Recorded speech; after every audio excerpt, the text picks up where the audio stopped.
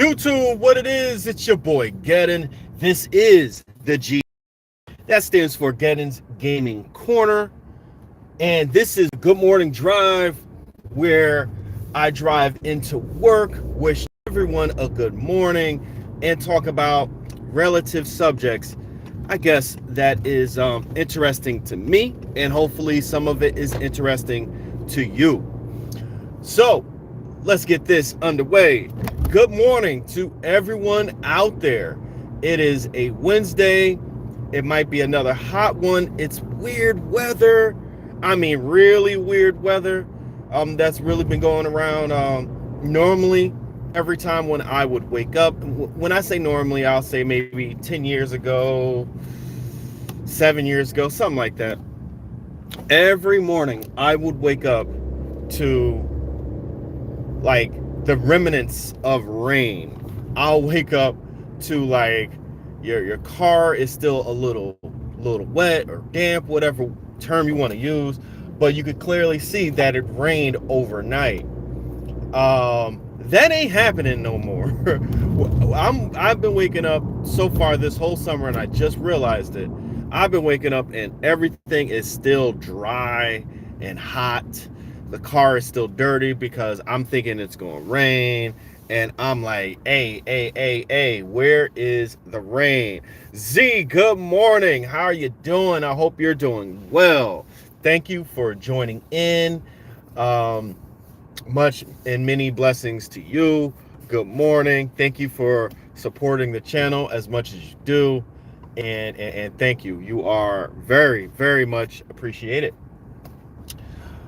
So these mornings have been just really weird, and I think by the time it rains in New Jersey, it's going to be a bad storm. I mean, historically bad, because I haven't seen so many days where it looked like it should rain and it just don't.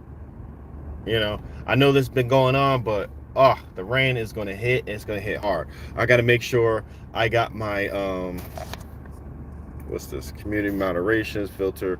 Oh, okay, I never noticed that icon. Yeah, I got to make sure that I got my rainproof sneakers on or something like that when I go out and make my deliveries. But anyway, good morning to everyone. I hope everybody's gonna have a great day. For this show, we're gonna talk about, of course, Ryan Garcia and Devin Haney part 2 and everything that's been going on with that. We're gonna talk about, I think, the Madden reveal trailer might have bamboozled us, or it's possible. We're also going to talk about my New York Knicks. Can you see that? My New York Knicks, they made a great move, and I wonder what's next to come. And if we come up, because I thought I had a fourth subject, if I remember it, I'll talk about it, or if I come up with something else, we're going to talk about it there too. So let's first talk about this Ryan Garcia and Devin Haney saga, or the second fight, or the rematch. So if you don't know, Ryan Garcia fought Devin Haney. Ryan Garcia, it was looked at as a mid to low level boxer, and Devin Haney was looking like he was going to go out throughout his whole career as undefeated. The surprise performance and defeat that Ryan Garcia served to Devin Haney shocked the boxing world. It was such a crazy performance. I remember when I watched it, I was like, I can't believe what I just saw. Ryan Garcia only has one tool in his arsenal, but it's a very lethal tool. It's a lead left hook.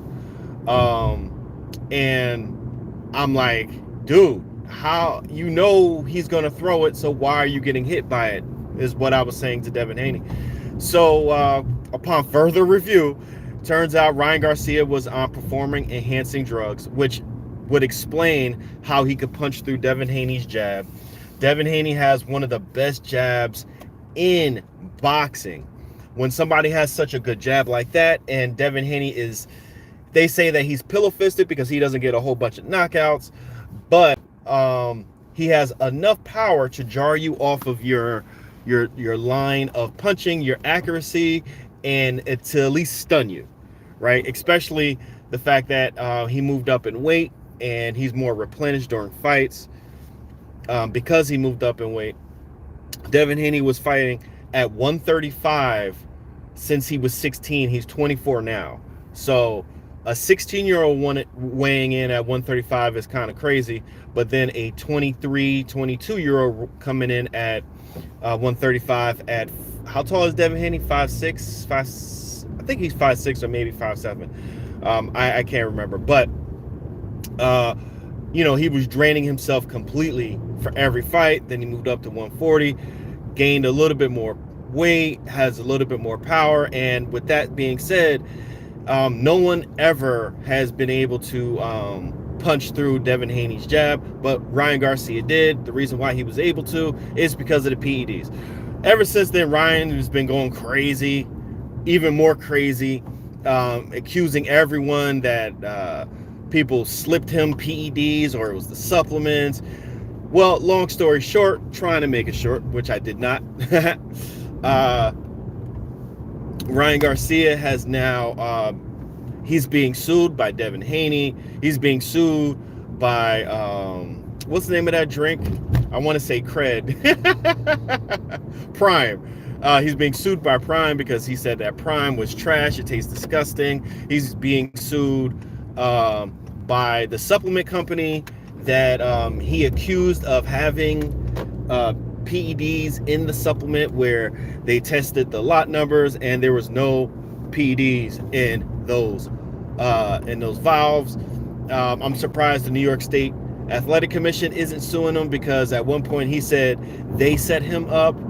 VADA should sue him as well, because he said VADA set him up. VADA is part of the Anti-Doping Association in boxing, and all VADA does is take your urine or blood sample, lock it up, transport it to WADA, and WADA does the testing. So he blamed them. So, Ryan Garcia has a big mouth. He was just spewing it, and all his fans was believing everything that he said. Comes to find out, now he's suspended for just a year, which is like nothing in terms of boxing, because when you are suspended just a year, most boxers fight only once a year anyway. And Ryan Garcia is coming off this supposed amazing performance versus Devin Haney. And he's suspended a year, and he'll fight next year, and the next fight might be versus Devin Haney. But I have suspicion that Ryan Garcia will not fight Devin Haney because he knows that he can't be on the juice.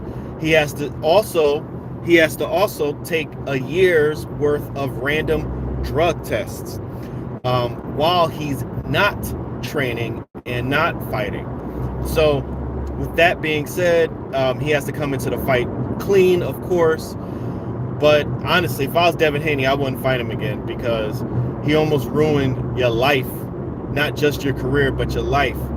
And I wouldn't even chance it. But the crazy thing about this, and I'm gonna move on after this because I know a lot of my fans are not boxing fans, but it's interesting to know the intricacies of these things, right? But the crazy thing, even with Ryan on PEDs, he knocked down Dev 3 times, and Dev kept getting up. A lion's heart. So he kept getting up. The rounds that he did not get knocked down, Devin Haney was actually winning the fight. And it was actually a close fight, the craziness of that. So if Devin Haney is, because he's a very confident guy, young man, he accomplished so much in his career already. And if he's that confident that he can beat Ryan Garcia, even if he's cheating, which he did say before that fight, it didn't matter if you was on, it doesn't matter how much you weigh, I'm still going to beat you. It's not going to matter. That's what he said. But obviously that wasn't the case, because he got cracked, got knocked down. Ryan Garcia was on PEDs. It'll be interesting if he takes that fight, if Ryan Garcia and Devin Haney decide to fight. But I wouldn't fight him. I wouldn't want to give him any more money. Like, go ahead, do your career, bro. You already cheated. I know you're going to cheat again. There's a lot of boxers that cheat and get away with it, that don't even show up as positive when they take their PEDs. So I wouldn't even chance it. But Devin Haney, that's his own. He is his own man. He's his own promotional company. A lot of people don't like his father. because his father talks a lot, but that's nonsense because they are their own promotional company, and they will support the brand. They will support each other. And of course, a promoter is going to talk a lot because he's a promoter. But anyway, we're going to move on to that. And let's keep it on sports. Let's talk about my Knicks, my New York Knicks. Yeah, they made a big move. They got Mikal Bridges from the Brooklyn Nets across the pond, across the river, from the Brooklyn Nets to the Madison Square Garden, Manhattan, New York Knicks. So the reason why this is very interesting is because Mikal Bridges used to play for Villanova, the same college that Hart plays for, that DiVincenzo played. No, DiVincenzo. Devo. I just call him Devo. I can't say. I can never say his last name correct.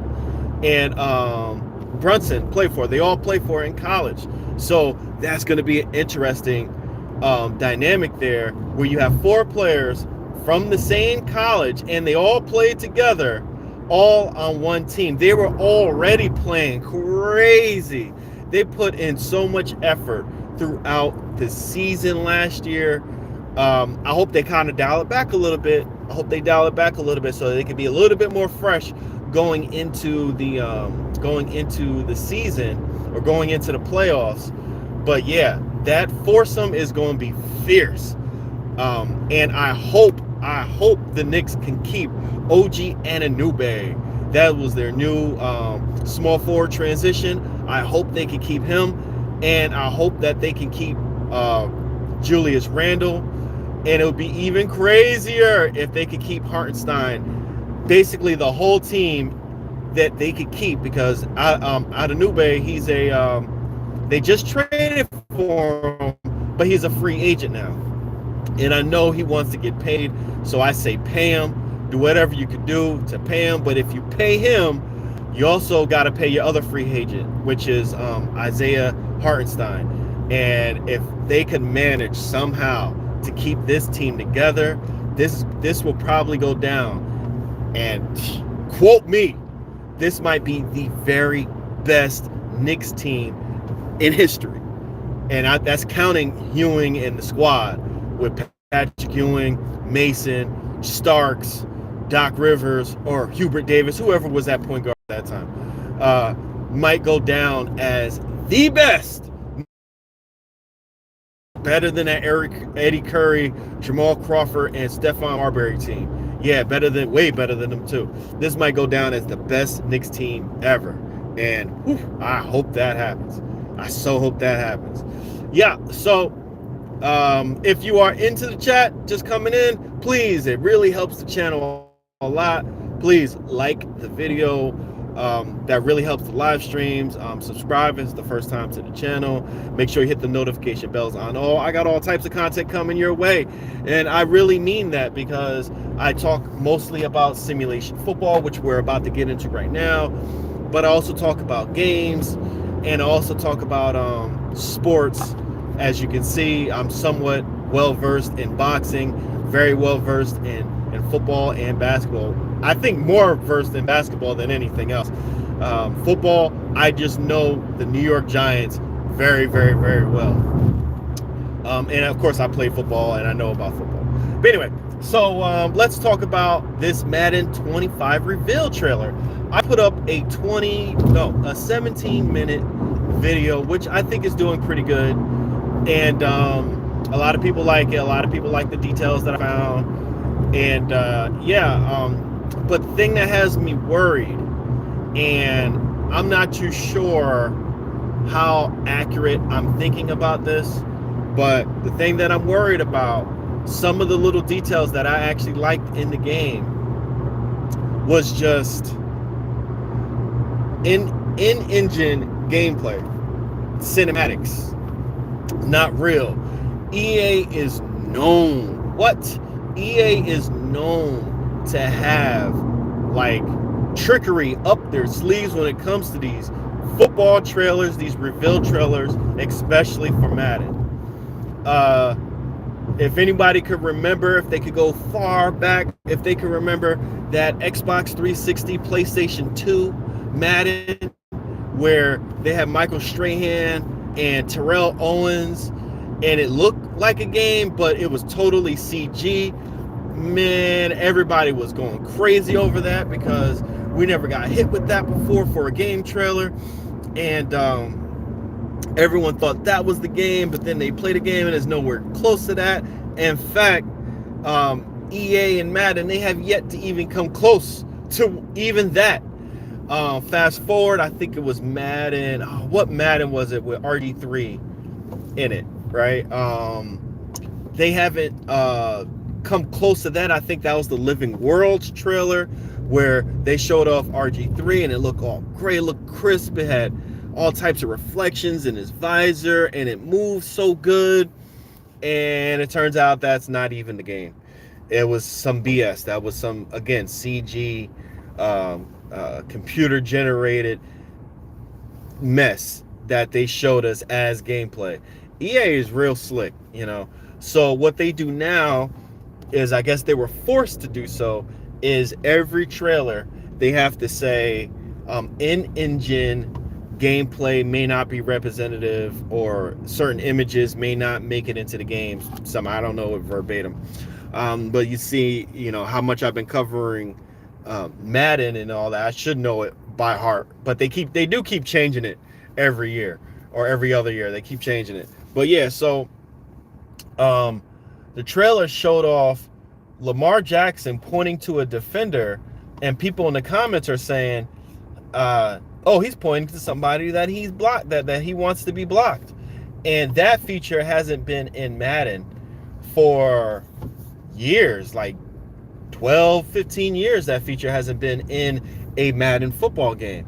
The sources that I have, the very limited sources that I have, they didn't mention anything like that as a gameplay mechanic.